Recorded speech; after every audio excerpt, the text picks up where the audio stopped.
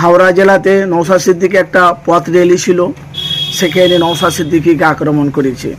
আমরা দেখেছি যখনই নওশাদ সিদ্দিকী ভোটের সময় আসে, কিছু বিরোধী দল নওশাদ সিদ্দিকীকে আক্রমণ করার চেষ্টা করছে। গতকালকে প্রাণে মারার হুমকি ছিল, যেহেতু ওখানে হাজার হাজার মানুষের উপস্থিত হয়েছিল, যেহেতু নওশাদকে ভোটের আগে ওনাকে মারার প্ল্যান চক্রান্ত চলছে। যেহেতু পুলিশ ফোর্স, আপনারা সেই চিত্র আপনাদের কাছে সরাসরি দেখাবো, তার সাথে আজকে নওশাদ সিদ্দিকীর বাড়িতে উপচে পড়া মানুষের ঢল, যেহেতু 29 তারিখ হাওড়াতে মানে ভোট আপনারা জানেন, মুর্শিদাবাদে হয়ে গেছে 23 তারিখে, 3 দফায় ভোট হবে। তা আজকে নওশাদ সিদ্দিকীকে হাজার হাজার মানুষ দেখতে এসেছে তার বাড়িতে। দেখুন সেই চিত্র।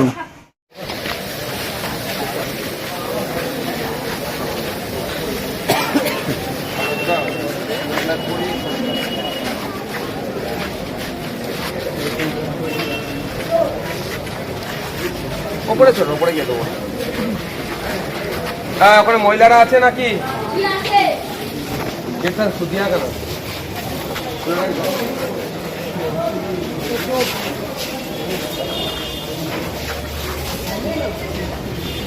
হ্যাঁ,